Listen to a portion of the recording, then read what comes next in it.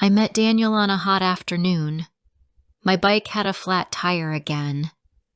I was near Fort Knox, where I live with my mother. My father works in the military.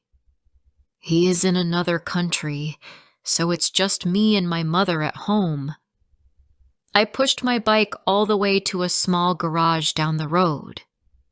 That's where I saw Daniel for the first time. He looked busy, but calm. He was working on a car, but he stopped when he saw me. He took my bike and fixed the tire without saying much. I remember thinking he was quiet, but his face was kind. After he fixed it, I tried to pay him, but he didn't take any money. He just said I looked tired and should go home and rest. It was a short moment, but it stayed with me. After that day, I started seeing him more. Sometimes I had a reason, like a bike problem.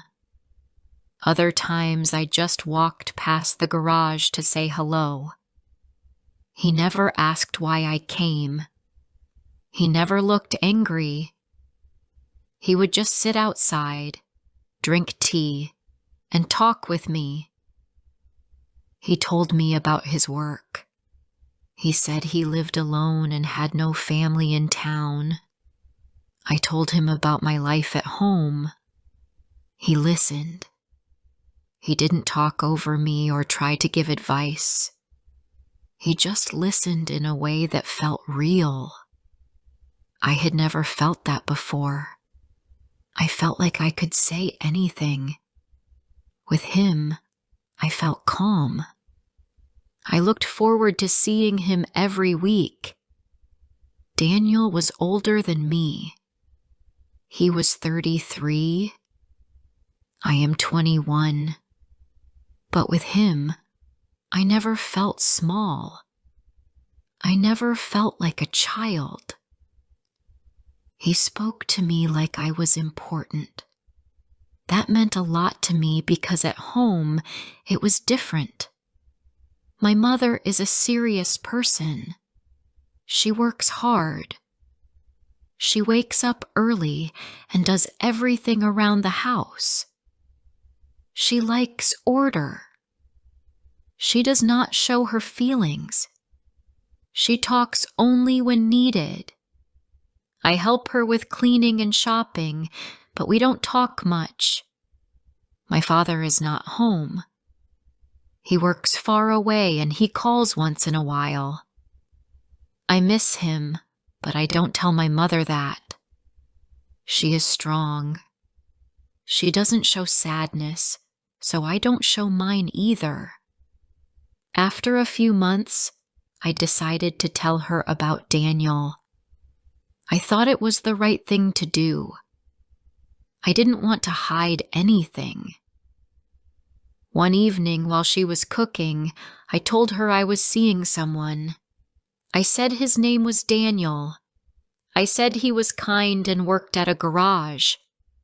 I didn't hide his age. I told her he was 33. She didn't ask much. She just said no. She told me to stop seeing him. She said he was too old. She said this was not love. She said I was too young to understand what I was doing.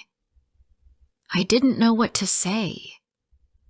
I stood there holding a plate, just listening to her say no. That was all. She didn't want to know more. She didn't care how I felt. That night, I sat in my room for hours. I didn't cry, but my chest felt heavy. I told Daniel what happened. He said he understood. He didn't blame her. He said she was my mother and that mothers want to protect their daughters. I felt sad. I thought maybe if she met him, she would see what I see. I asked him if he would come to our house. He said yes. He came on a Sunday. He wore a nice shirt and brought flowers. He looked nervous but calm.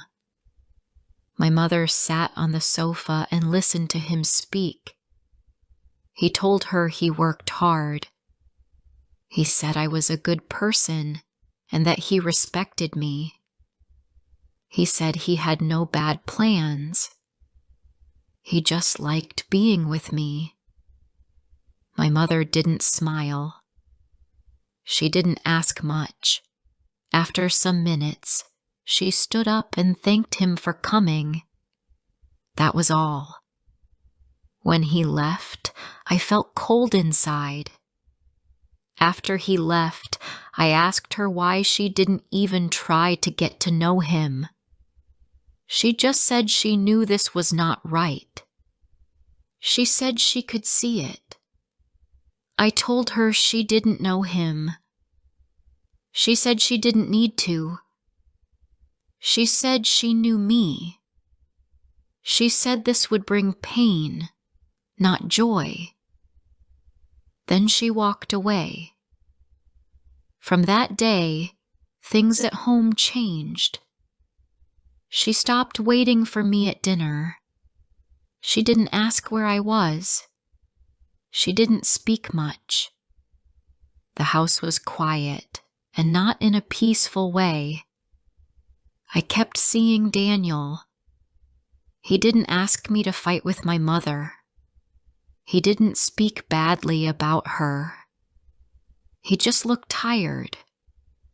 I could see it in his eyes. He said he didn't want to hurt me. He said he didn't want me to lose my family. I told him I didn't want to lose him either. He smiled a little and said that love is not always easy. I knew what he meant. He was pulling away. I could feel it. One night he walked me home. We stood near the gate for a long time.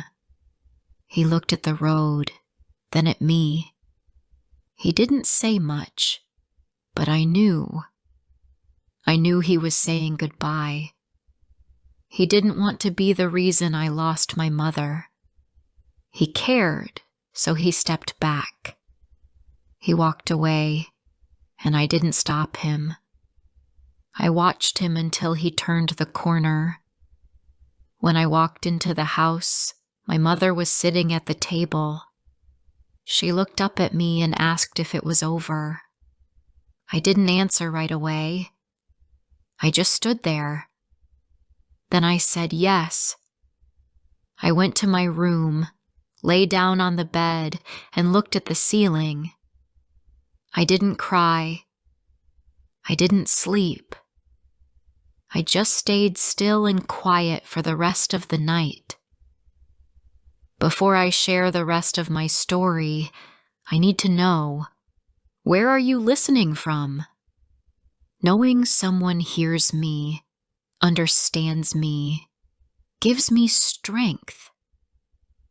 After Daniel walked away, I tried to return to normal life, but something had changed in me. The days felt longer.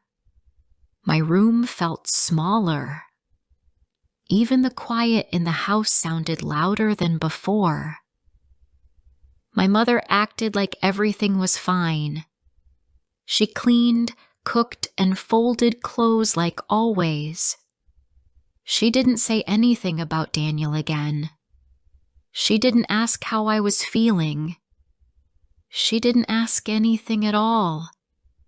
She just acted like it never happened. But I felt it inside me all the time. Each morning I helped her in the kitchen. I washed the dishes while she made breakfast. We didn't talk. She gave me a task, and I did it. Sometimes I wanted to say something about Daniel, about how I missed him, but the words never came. I didn't know how to speak to her anymore. It felt like we were two people living in the same home, but in two very different worlds. When I walked to the store or past the garage, I looked for Daniel. Sometimes I thought I saw him from far away. My heart would jump, and I would stop walking. But most of the time, it wasn't him. Or maybe he saw me, but didn't say anything. I didn't know. I didn't go near the garage anymore. It felt wrong, even though I wanted to. I didn't want to make things worse at home.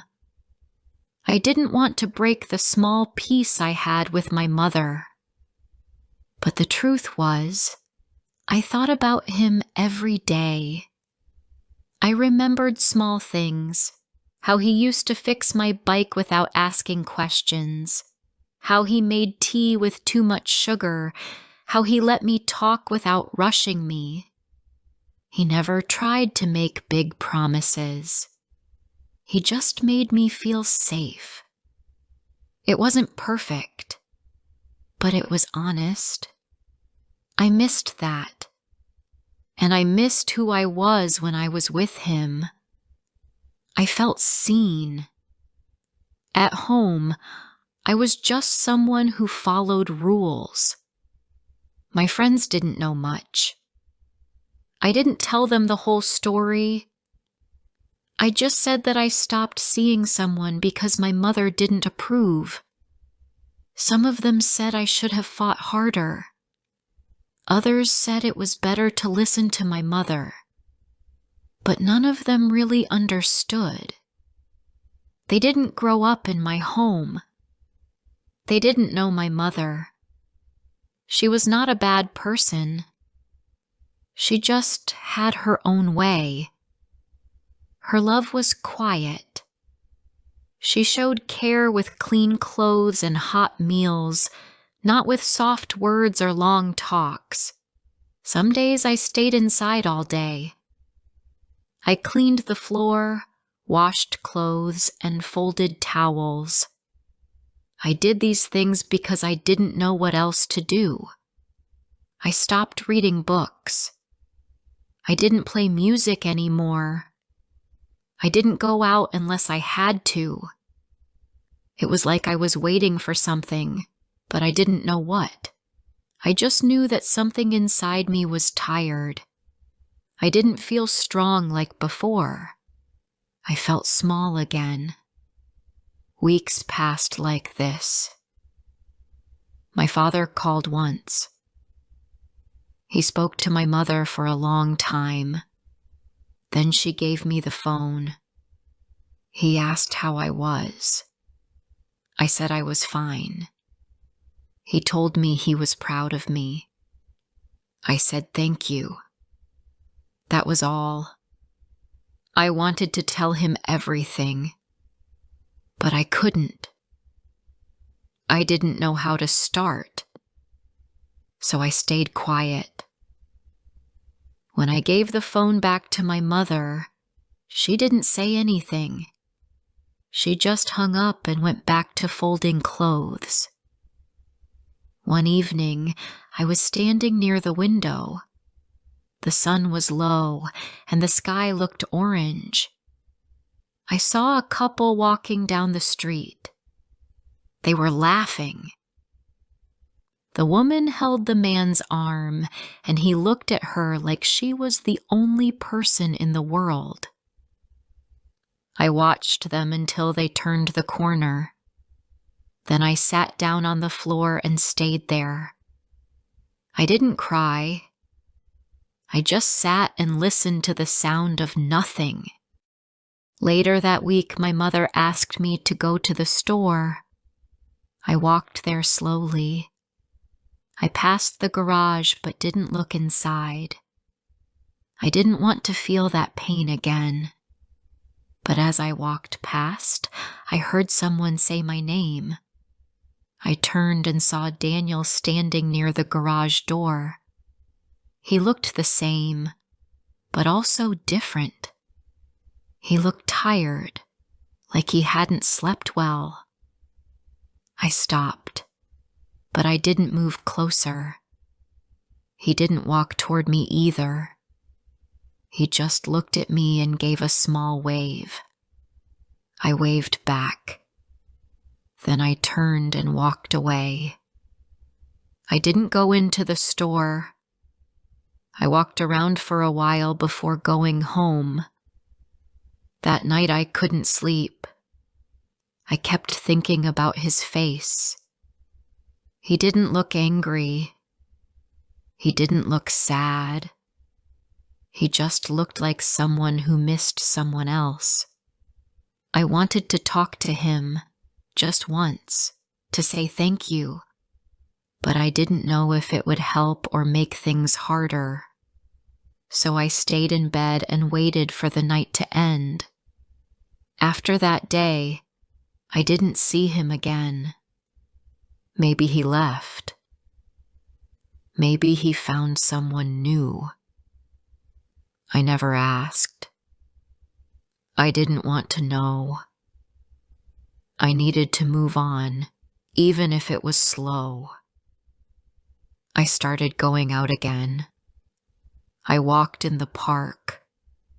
I watched the birds and the trees. I sat on benches and tried to feel normal again. Slowly, my days became a little easier. I still thought of him, but not every hour. Sometimes a whole morning would pass before his name came into my head. One day, my mother and I were in the kitchen again. We were both quiet.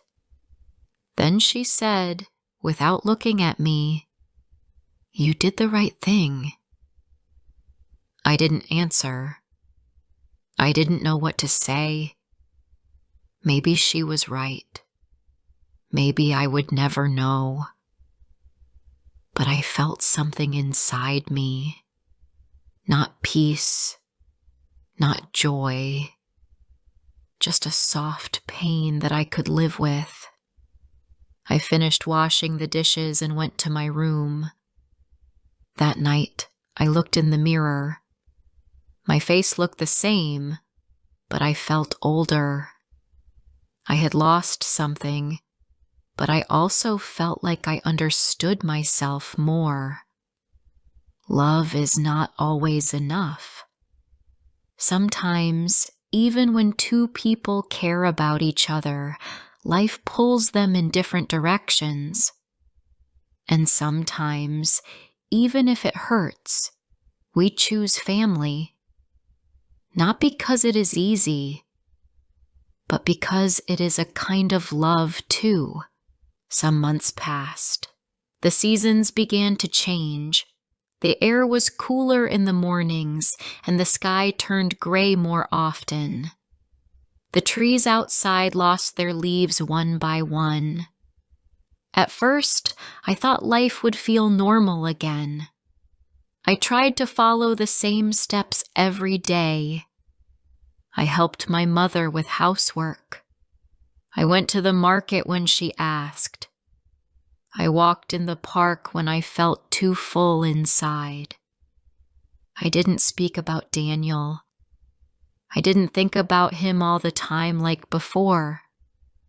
But I still remembered. Not like a fresh wound, but like an old photo in the back of a drawer. It was there. It didn't hurt the same way, but it was still part of me. One afternoon, I was sitting on a bench in the park. It was quiet. There were a few children running around and some people walking their dogs. I sat still and watched the wind move the grass. It was simple, but for the first time in weeks, I felt calm. I didn't think of what I had lost. I didn't think of what I could have had. I just sat with the silence. I stayed there until the sun started to go down. When I got up to walk home, I felt a little lighter. At home, my mother had made soup.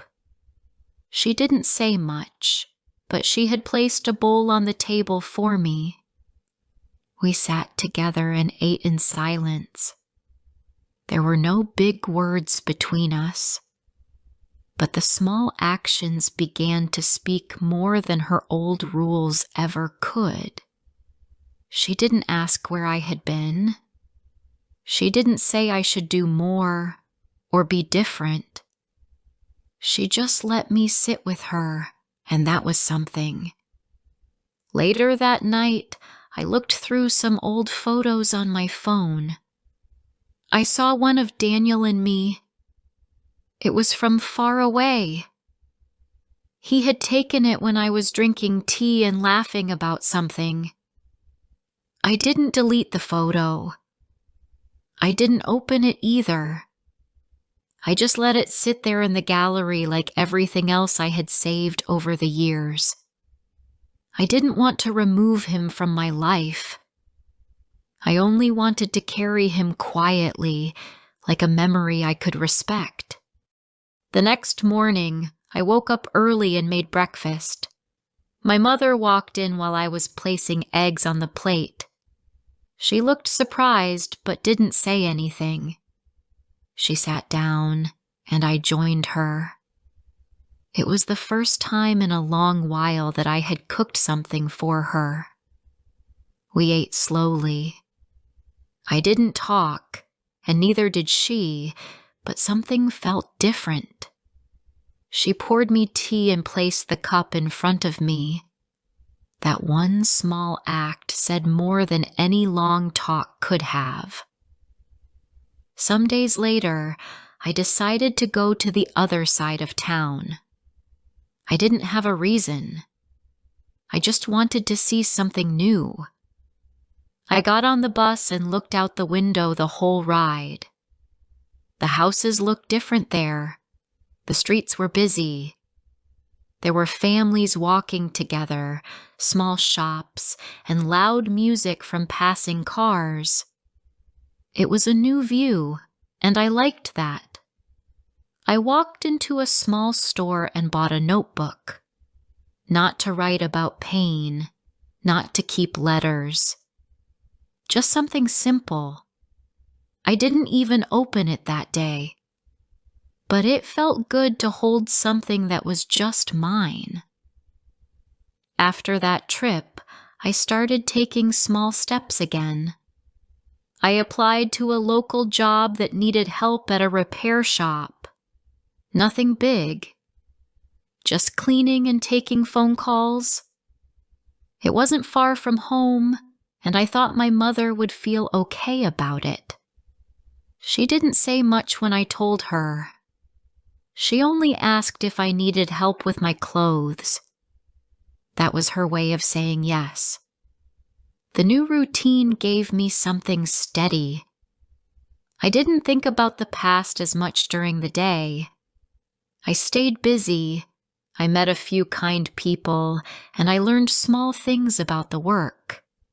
I was quiet most of the time, but I started to laugh more. Not the loud laugh I had with Daniel, but something softer. I was becoming part of the world again, little by little. Sometimes I still passed the road where the garage was. The building was there, but the door stayed shut. I don't know if Daniel left or just worked different hours. I never tried to find out. I didn't need to see him anymore. I had already said goodbye in the way I needed to.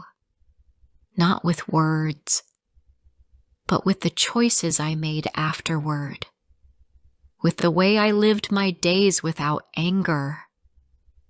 One evening, my mother came into my room while I was folding clothes. She stood at the door for a moment. Then she sat on the edge of the bed.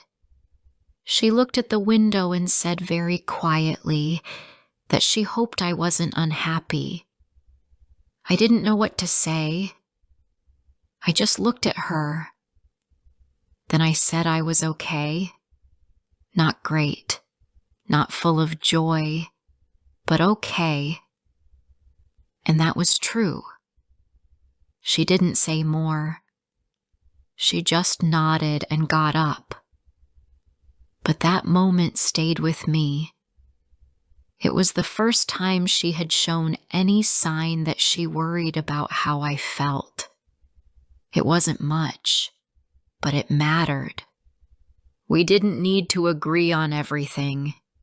We didn't need to speak all our feelings. But I could see now that she loved me in her own way, even if it was quiet and hard. I never stopped missing what I had with Daniel, but I stopped wishing to go back. I knew that if we had stayed together, the fight at home would have grown louder. The silence between my mother and me might have turned into something cold and permanent. Maybe love is not always about holding on. Maybe sometimes love is also about letting go before everything breaks. Now when I think of him, I feel sad, but I also feel grateful. I don't carry anger in my heart, just a quiet thanks. He showed me something true, even for a short time. And I think he let go not because he didn't care, but because he cared too much to make things worse for me. Life didn't become perfect after all this, but I became stronger. I learned that I can lose someone and still find myself again. I learned that love can be real and still not stay. And I learned that peace with someone you live with is sometimes more important than proving who is right. And even if my mother and I never speak about him again, I know we both remember. We just remember in silence. And sometimes that is enough.